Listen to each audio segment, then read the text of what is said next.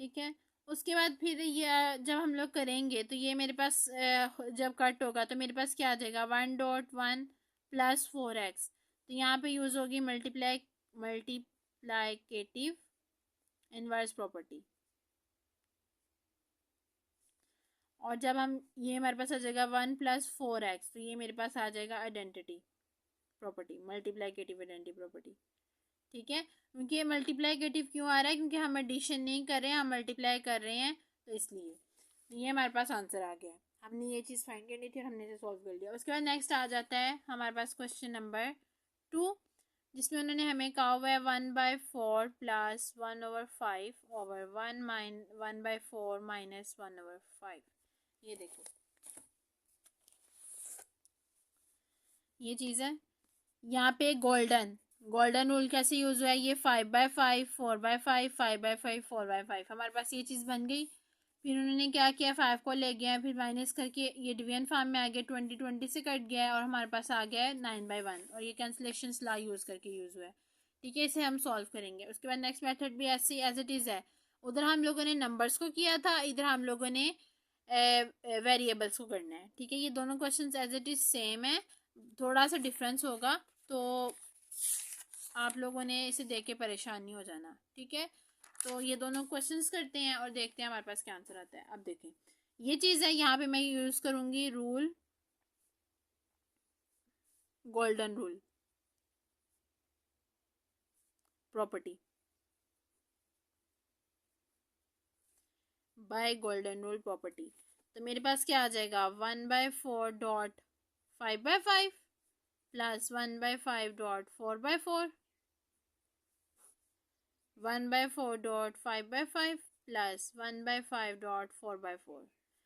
तो फिर मेरे पास यहाँ पे क्या आ जाएगा 5/20 + 4/20 5/20 + 4/20। यह है डिस्ट्रीब्यूटिव प्रॉपर्टी।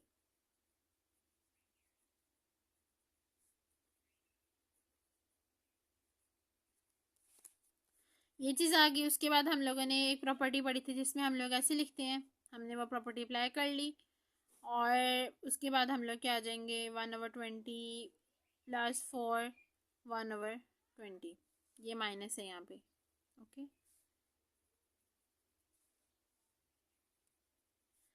तो यहाँ पे हमारे पास आ जाएगा 5 + 4.1/20 5 - 4.1/20।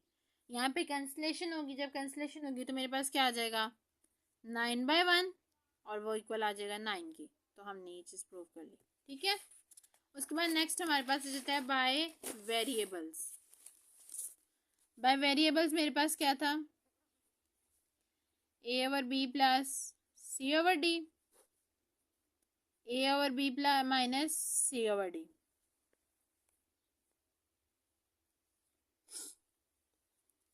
अब यहाँ पे जब मैं मल्टीप्लाई करवाऊंगी तो बाय उसके रूल गोल्डन रूल के मल्टीप्लाई करवाते हैं।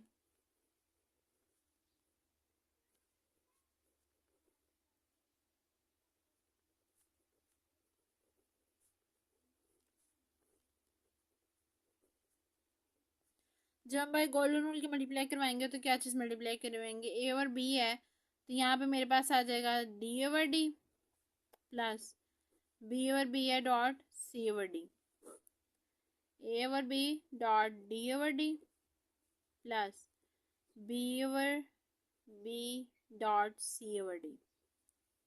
ठीक है, ये दोनों चीज़ें मल्टीप्लाई करवा ली तो मेरे पास इधर आ जाएगा AD/BD plus BC/BD AD/BD plus BC/ minus आना है। मेरी ये मिस्टेक हो रही है, तो आप लोग मत माइनस प्लस की मिस्टेक कर दीजिएगा। ये चीज़ आ गई। उसके बाद जब हम लोग करेंगे, हमें ये हमने कौन सी प्रॉपर्टी यहाँ पे यूज़ की है, डिस्ट्रीब्यूटिव प्रॉपर्टी।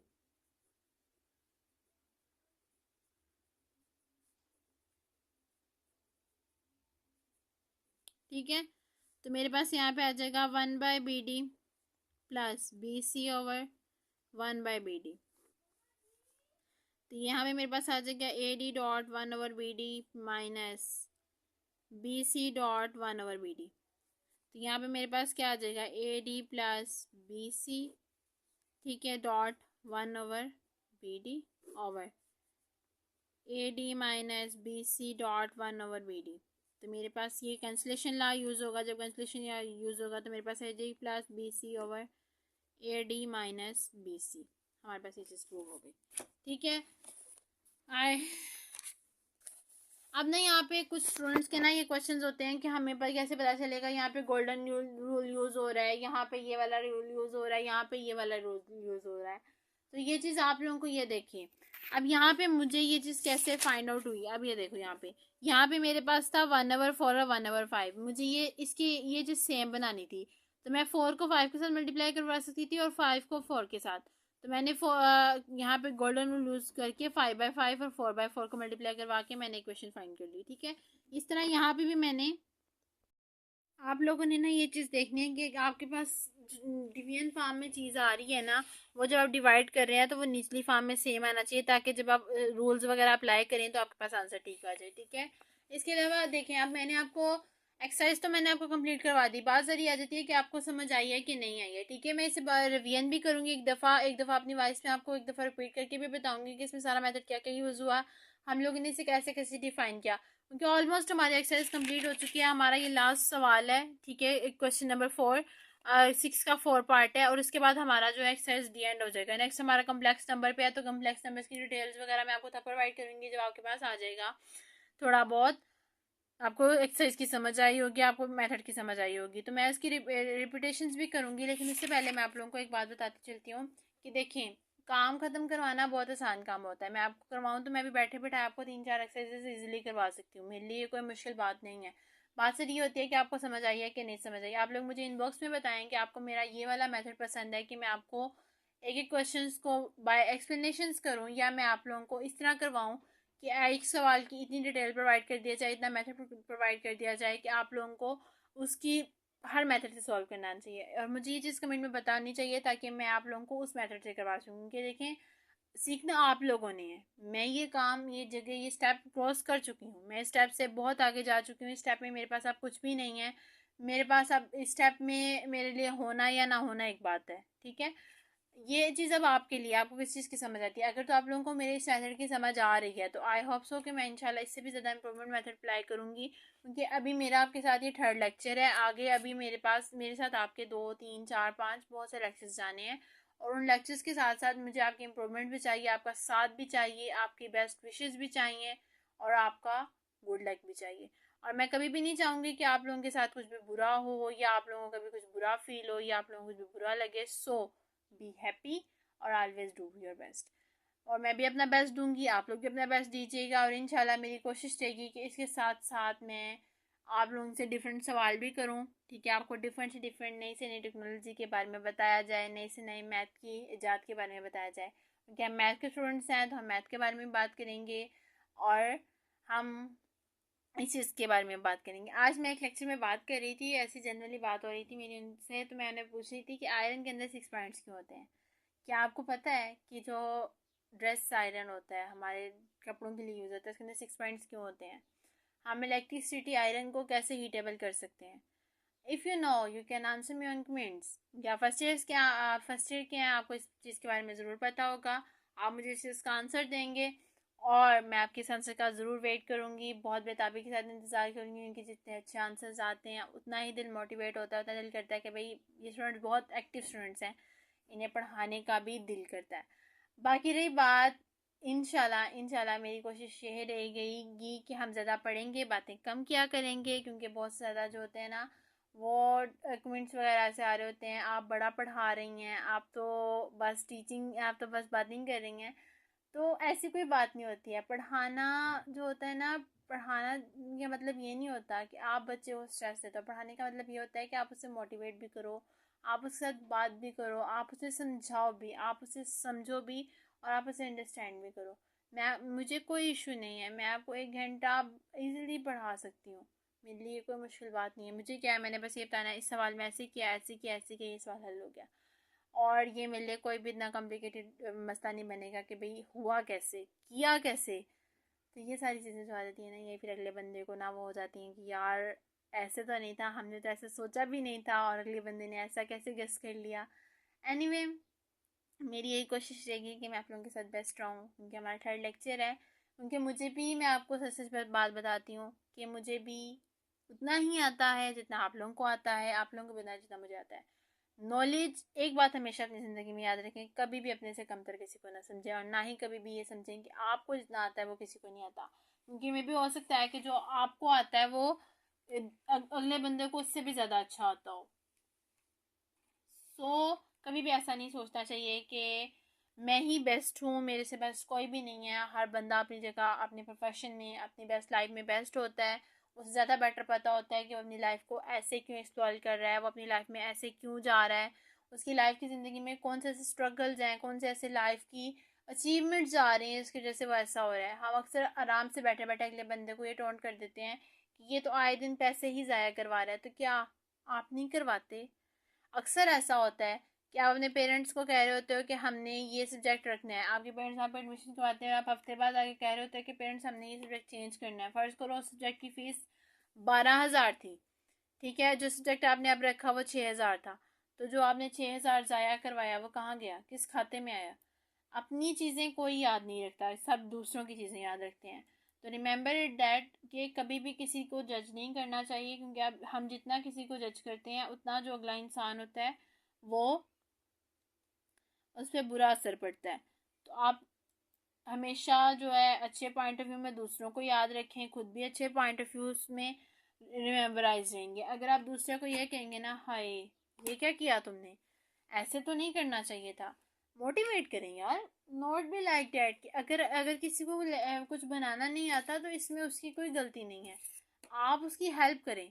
बजाय इसके कि आप अगले बंदे को टोंट करने लग जाते हैं कि भाई तुम्हें ऐसा है, तुमने ऐसे क्यों किया, तुम्हारे साथ ऐसा था, तुमने ये कर लिया, तुमने वो कर लिया।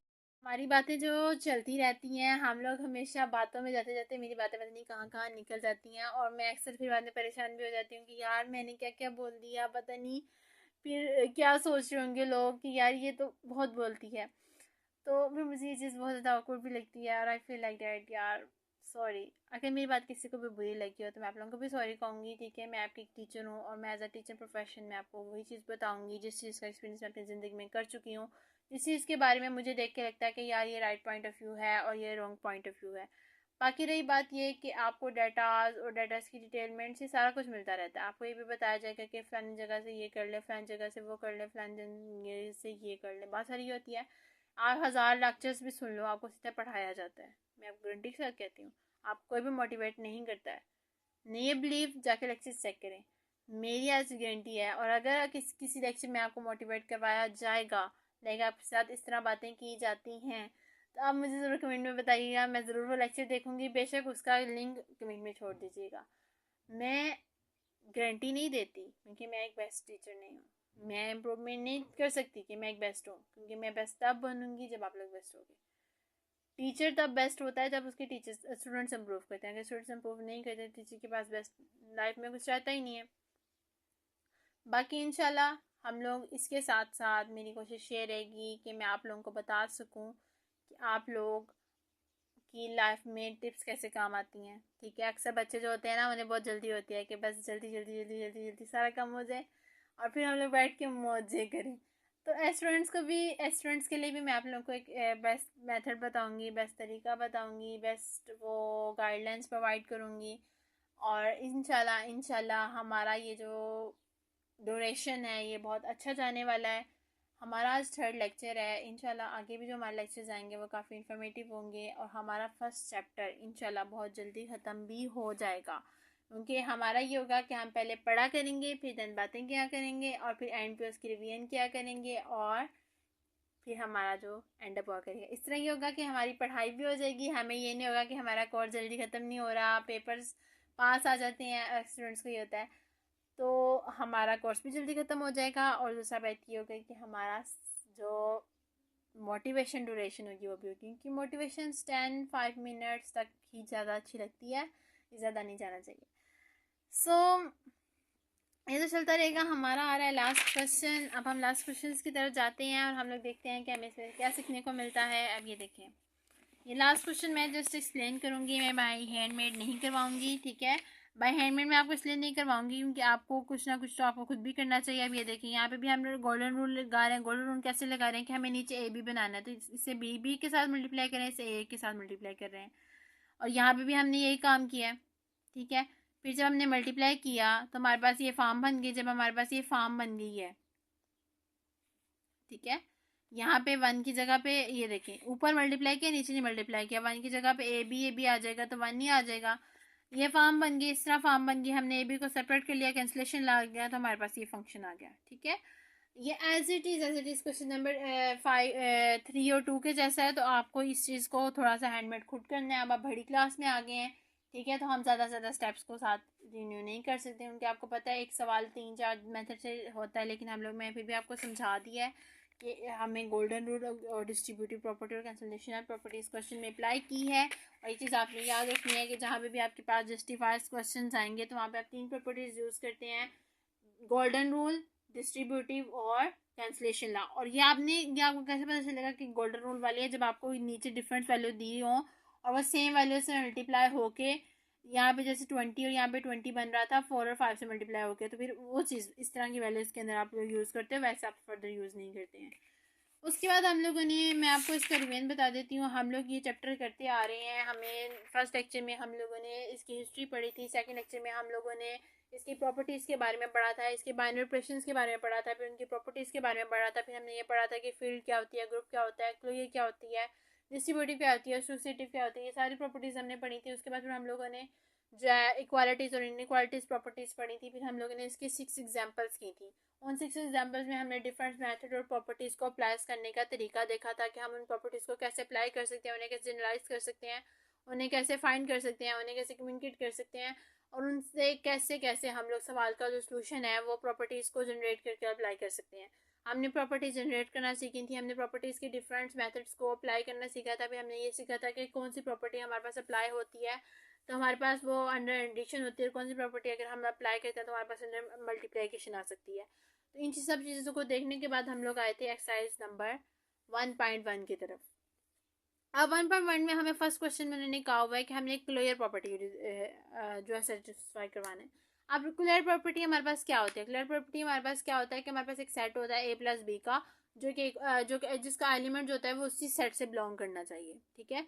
लाइक जिस तरह आपके पास एक सेट हो गया है माहा और फातिमा, ठीक है, माहा एंड फातिमा का सेट हो गया, ठीक है, MNF, ठीक है। तो आपके पास क्या सेट आएगा? MF ऐड होगा, MF फिर ऐड होगा, फिर MF फिर ऐड होगा, फिर MF फिर ऐड होगा, फिर MF। तो वो आपके पास वो MF जो है वो सारे का सारा उसी में ही आ रहा है, उसी सेट में आ रहा है, तो वो आपके पास जो है उसका क्लियर प्रॉपर्टी होगी। लेकिन अगर आपके पास वो उसमें नहीं आ रहा तो फिर वो आपके पास क्लियर प्रॉपर्टी नहीं होगी। लाइक वो आपके पास आ रहा है 5 और 7, जब आप ऐड करोगे आपके पास 7 आ जाएगा, लेकिन जब आप उसे 2 के साथ ऐड कर रहे हो तो फिर आपके पास 7 नहीं आ रहा, ये 4 नहीं आ रहा, जो भी आपके पास आ रहा है। तो वो चीज़ें जो होती हैं वो मैटर करती हैं। देखा कि हम क्लियर प्रॉपर्टी को अप्लाई क्या कहते हैं। हम क्लियर प्रॉपर्टी को बार टेबल ऐसे अप्लाई करते हैं, ठीक है। अब बार टेबल अप्लाई करके हम लोग उसे चेक करते हैं। जब हम बार टेबल अप्लाई करके उसे चेक करते हैं तो हम लोग देखते हैं कि कौन सा सी वैल्यू आ रही है जो नहीं है। जैसे यहाँ पे दोनों जगह 0 आ रहा है तो ये इसमें मौजूद है, तो ये हमारे पास क्लियर प्रॉपर्टी एडिशन और मल्टीप्लिकेशन दोनों है। अब यहाँ पे जैसे ये 1 है, लेकिन 1 को ऐड करेंगे 2 आ रहा है, और यहाँ पे हमारे पास 1 आ रहा है, लेकिन 2 हमारे पास तो सेट में है ही नहीं है। सेट में तो हमारे पास अकेला 1 है और यहाँ पे हमारे पास 1 आ रहा है। तो मल्टीप्लिकेटिव है ये क्लियर मल्टीप्लिकेटिव प्रॉपर्टी, लेकिन ये एडिटिव प्रॉपर्टी नहीं है। उसके बाद नेक्स्ट हमारे पास 0 1 आ जाएगा। लेकिन अब ये देखिए जब ऐड करेंगे तो हमारे पास -2 आ रहा है, लेकिन मल्टीप्लाई करने से 0 1 नहीं आ रहा है। 0 1 नहीं आ रहा है, लेकिन एक जगह आ रहा है। जब -2 -1 और -1 ऐड हो रहा है तो हमारे पास -2 आ रहा है, -1 मल्टीप्लाई हो रहा है तो हमारे पास 1 आ रहा है। ना हमारे पास 1 है और ना हमारे पास -2 है। तो अंडर एडिशन ये क्लियर क्यों नहीं है? क्योंकि ये -2 की वजह से क्लियर नहीं है और अंडर मल्टीप्लिकेशन ये 1 की वजह से क्लियर नहीं है। उसके बाद नेक्स्ट में हमारे पास आ जाता है कि -1 और 1। अब जब ऐड करेंगे तो हमारे पास जो है -2 आ जाएगा, लेकिन मल्टीप्लाई करने से 1 और -1 आएगा। ये अंडर मल्टीप्लिकेटिव है लेकिन अंडर एडिशन नहीं है। उसके बाद नेक्स्ट हम लोग इन दो MCQ क्वेश्चन देखे। उन्होंने हमें प्रॉपर्टीज दी हुई थी। उन्होंने बताया था कि हमारे पास डिस्ट्रीब्यूटिव है, क्या क्लियर है। हमारे पास जो फर्स्ट प्रॉपर्टी है वो हमारे पास AB और BA है, तो ये हमारे पास कम्यूटेटिव है। उसके बाद हमारे पास ये देखें, ये हमारे पास दो फंक्शन है, हमें बताते थे ब्रैकेट बाद में आनी चाहिए, और ये हमारे पास एसोसिएटिव है, ये भी हमारे पास एसोसिएटिव है, ये हमारे पास आइडेंटिटी इनवर्स है, एडिटिव आइडेंटिटी, और ये हमारे पास मल्टीप्लिकेटिव आइडेंटिटी है, ये हमारे पास एडिटिव इनवर्स है अंडर एडिशन, और ये हमारे पास एडिटिव इनवर्स है अंडर एडिशन। उसके बाद आ जाता है ये अंडर मल्टीप्लिकेशन कम्यूटेटिव प्रॉपर्टी है, और ये हमारे पास लेफ्ट डिस्ट्रीब्यूटिव है, ये हमारे पास राइट डिस्ट्रीब्यूटिव है, फिर ये हमारे पास जो है आ जाता है एसोसिएटिव प्रॉपर्टी है, ये हमारे पास लेफ्ट डिस्ट्रीब्यूटिव है। हमने ये चीज़ें देखी हैं। उसके बाद हमने यहाँ पे इनइक्वालिटीज प्रॉपर्टीज देखी कि हमें कैसे पता चलता है एडिटिव प्रॉपर्टी है, ये मल्टीप्लिकेटिव प्रॉपर्टी है। अब ये देखें -1 -2 है, उन्होंने कहा 0 1 आ रहा है, तो ऑब्वियसली यहाँ पे हमारे पास चीज़ ऐड हो रही है, तो फिर हमारे पास वो आ रहा है ना, तो ये हमारे पास एडिटिव प्रॉपर्टी है। अब यहाँ पे ये 20 और 16 आ रही है, यहाँ पे चीज़ मल्टीप्लाई हो रही है, फिर यहाँ पे -1 और -1 है, तो ये हमारे पास चीज़ ऐड हो रही है, तो फिर हमारे पास 3 और 5 आ रहा है, तो ये हमारे पास एडिटिव है। इस तरह हमारे पास यहाँ पे आ रहा है -a, तो ये हमारे पास मल्टीप्लाई हो रहा है यहाँ पे -1।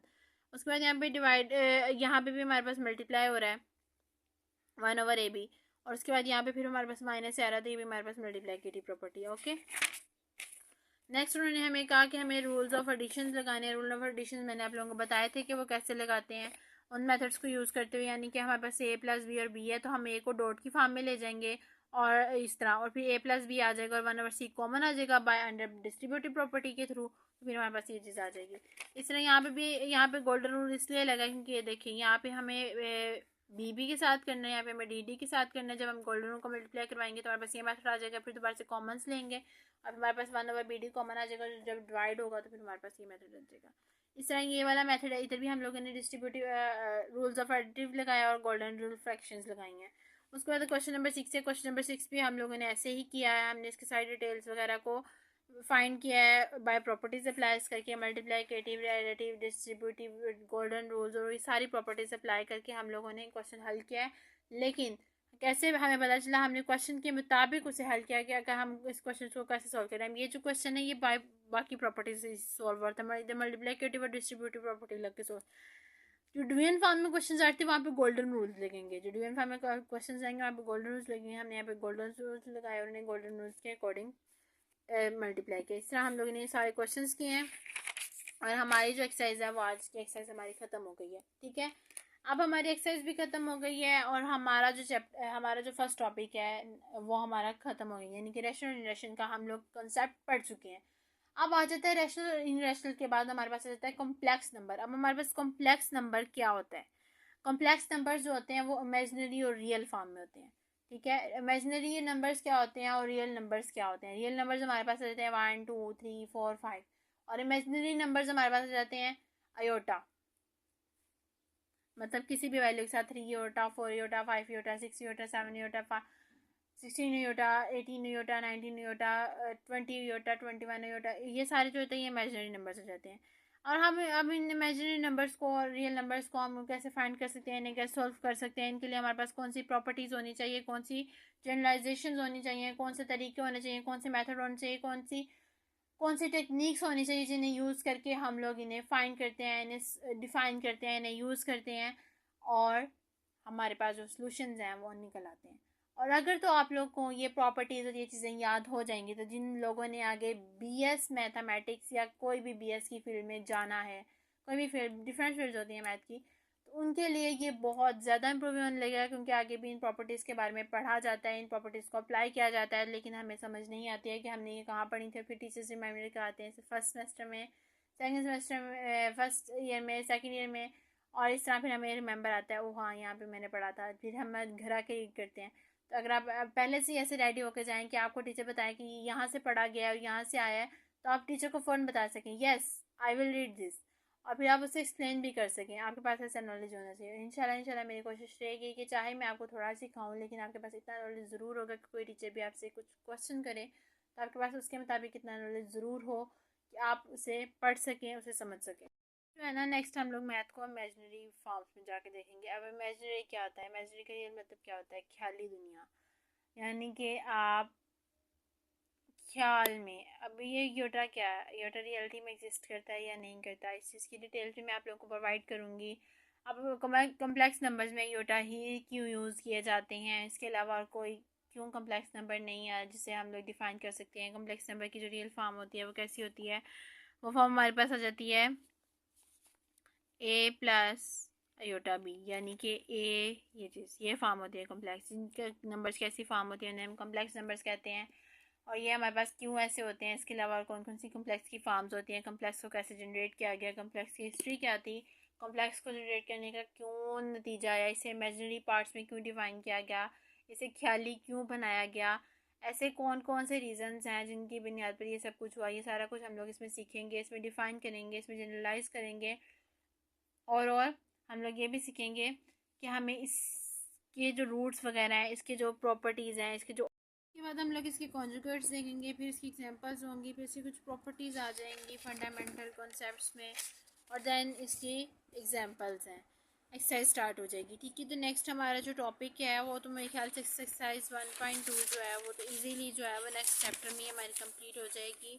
इसके टोटल क्वेश्चंस में भी मेरे ख्याल से हैं 16 क्वेश्चंस हैं इसके टोटल। ठीक है, और इंशाल्लाह हमारे नेक्स्ट चैप्टर, हमारा जो नेक्स्ट लेक्चर होगा वो इसी के ऊपर होगा। हम इसे डिटेल से डिफ़ाइन करेंगे, डिटेल से जनरलाइज करेंगे, डिटेल से समझेंगे कि इसके अंदर क्या होता है, इसके बारे में हम लोग क्या क्या सीख सकते हैं, इसके अंदर हम लोग किस तरह की प्रॉपर्टीज़ अप्लाई करते हैं, किस तरह से क्वेश्चन सॉल्व करते हैं, किस तरह से हम लोग कम्प्लेक्स नंबर्स को डिफ़ाइन कर सकते हैं, कम्प्लेक्स नंबर को एक्सप्लेन कर सकते हैं। हमें कैसे पता चल जाता है कि ये हमारे पास जो आ रहा है ये हमारे पास कम्प्लेक्स नंबर ही है, ये जो हम जनरेट कर रहे हैं हमारे पास कम्प्लेक्स नंबर ही है, ये जो हम लोग जनरलाइज कर रहे हैं हमारे पास कम्प्लेक्स नंबर ही है। और इसकी जो वेरिफिकेशंस होती हैं, ये सारी डिटेल्स वगैरह होती हैं, ये सारा कुछ कैसे रियलाइज़ हो जाता है कि हमारे पास वाकई ही कॉम्प्लेक्स नंबर ही है। और कॉम्प्लेक्स नंबर्स को डिफ़ाइन करना, जनरेट करना, ये सारा कुछ हम लोग इसके अंदर सीखेंगे। फिर इसके बाद आ जाती है एक्सरसाइज। हम इससे एक्सरसाइज के क्वेश्चंस करेंगे, हम इसे एक्सप्लेन करेंगे, इसे डिफ़ाइन करेंगे, इसे वेरीफाई करेंगे, और फिर हमें इस चीज़ के बारे में सब कुछ चल जाएगा। जाने से पहले और लेक्चर ख़त्म करने से पहले आप लोगों को एक बेहतरीन ज़िंदगी की सबसे इम्पोर्टेंट बात बताती चलूँ। पढ़ना हम सबके अथॉरिटी में आता है। स्टडी हमें उठना बैठना रहन सहन ये सब कुछ सिखाती है। अकॉर्डिंग टू सिक्योरिटी उनके मुताबिक ये कहा जाता है कि हम लोग अपनी इर्द गिर्द के माहौल से जो चीज़ें सीखते हैं वो हम कहीं से नहीं सीखते। तो मेरे मुताबिक ये है कि जो चीज़ हम अपने आप से सीखते हैं वो हमें कोई और नहीं सिखा सकता। लाइक जब जो चीज़ हमें अट्रैक्ट करती है ना, हम उससे सीखना चाहते हैं। लाइक अगर किसी का बॉय कटिंग हमें अट्रैक्ट किया तो हम उसे कटवाने के लिए चाहते हैं। किसी लड़की का हेयर कट अच्छा लगा है तो हम लड़कियां फ़ौरन कहती हैं कि यार ऐसा हेयर कट करवाना है, ऐसा हेयर कट करवाना है, ये करवाना है, वो करवाना है। तो क्या कभी किसी को अच्छी खूबी में देख के हम लोगों ने ये जज किया है कि हमें ऐसा बनना है? हम हमेशा उस इंसान को नीचा दिखाने लग जाते हैं बजाय इसके उसकी अच्छी खूबी को नीचे करने की। ये खामी मुझ में भी है, और आज मेरे साथ मिलकर आप सब लोग भी आज दुआ कीजिएगा। मैं भी दुआ करूँगी कि अल्लाह ताला हमारे अंदर से इस खामी को ख़त्म करे, हम अच्छे लोग वाले बने, हम कभी किसी को नीचे दिखाने वाले ना बने। अल्लाह हमें इस तरह का बनाए कि अगर हमारे अंदर खामियां हैं तो हम अपनी खामियों को ढूंढें, बजाय हम अपनी खामियां छुपाने के चक्करों में दूसरों की खामियों का सत्यानाश कर दें, उन्हें जलील ख़वार करवा दें। आप लोग बताऊं क्या, आज के ये जो दौर है ना, ये लड़कियों के हिसाब से भी बहुत बुरा है और लड़कों के हिसाब से भी बुरा है। अगर आप अच्छी, आपको पहले बात तो अब समझ नहीं आती हम किस सोबत में बैठे हुए हैं, बस जब ऐसे से समझ आने लगती है तब इतनी हम लोग उस चीज़ में फंस चुके होते हैं कि हमसे निकला नहीं जाता। इसलिए अल्लाह ताला से अपनी बेहतरी की दुआ की याद करें, अल्लाह ताला आप सबको बेहतर करे और आप सबकी ज़िंदगी को इम्प्रूवमेंट्स करवाए। बाकी हमारा जो मोटिवेशन था वो इंशाल्लाह अच्छा जाता रहेगा, हमारे लेक्चर्स भी अच्छे जाएंगे, और हम लोग इस चीज़ को नए मेथड से सीखेंगे, और नई से नई टेक्निक्स आएंगे हमारे पास, और हम लोग उन टेक्निक्स को जनरलाइज करेंगे, एनालाइज करेंगे, और देखेंगे कि हमारे पास कौन कौन सी चीज़ की ऐसी ऐसी कमी है, ऐसी ऐसी खामी है जिस चीज़ को हम लोग ईज़िली जो है अपने अंदर से ठीक कर सकते हैं। और इंशाल्लाह हमारी ये कोशिश रहेगी कि हम लोग खुद को बेटर से बेटर इम्प्रूवमेंट करवाएं और बेटर से बेटर जनरेट की। और मैं उनसे बस यही कहूँगी कि आप लोग भी दुआ कीजिएगा, मैं भी दुआ करूँगी कि हमारे अंदर जो सी भी कमियाँ हैं, जो सी भी खामियाँ हैं, हम उन्हें ख़त्म करने में कामयाब हो सकें, हम उन्हें इम्प्रूव कर सकें। हम बजाय, अगर हम कोई इंसान अच्छा है, अगर हम उसकी तारीफ़ हो रही है, हम बजाय उसकी तारीफ़ की वजह से अपने अंदर उसके बारे में बुरा सोचने के, हम उसे अप्रिशिएट कर सकें, उसे इम्प्रूव कर सकें, उसे बता सकें कि अगर तुम यहाँ पे अच्छे हो तो तुम आगे भी अच्छे बन सकते हो, बजाय उस पर हंसने के। और अल्लाह ताला हम सबको ऐसा बनाए कि अगर किसी के अंदर कोई अच्छाई है तो हम उस अच्छाई को पिक करना सीखें, बजाय उस अच्छाई के उस इंसान को बुरा बनाने में। ये दुनिया बताऊँ कैसी है, अगर मैं अपने एक्सपीरियंस से बताऊँ तो ये आपको बुरा बनाने में तुली हुई है। अगर आप अच्छे हो ना तो वो फ़ौरन आपके अंदर आपके ऐसे ऐसे खामियां गिनवाने लग जाती है, ऐसे ऐसे हालात गिनवाने लग जाते हैं कि आप एक मिनट के लिए परेशान हो जाते हो, यार ये तो मैंने किया भी नहीं था फिर भी मेरे साथ ऐसा क्यों हो रहा है। और फिर वो इंसान जो है वो सब कुछ करना छोड़ देता है। वो जो आपके साथ कभी हंस के बात करता होता है वो फिर आगे से खामोश रहना शुरू कर देता है। और लोग फिर उस चीज़ को भी ये बताऊँ क्या कहते हैं कि हाँ ये तो था ही ऐसा, बस वैसे फजूल में ऐसा बनता था। एनीवे हम किसी की बुराई नहीं करेंगे, बाकी अल्लाह ताला सब कुछ बेहतर करने वाला है। आई होप सो आप सबको मेरी लेक्चर्स की समझ आई होगी। और अगर किसी को भी कोई भी क्वेश्चन हो या कोई भी ऐसा इशू हो जो आप लोगों को समझ नहीं आया तो आप लोग कमेंट बॉक्स में पूछ सकते हैं, इंशाल्लाह मैं आप लोगों को आंसर करूँगी। Thank you for the watching, take care and अल्लाह हाफिज़। मिलते हैं नेक्स्ट लेक्चर के साथ और नेक्स्ट टॉपिक के साथ।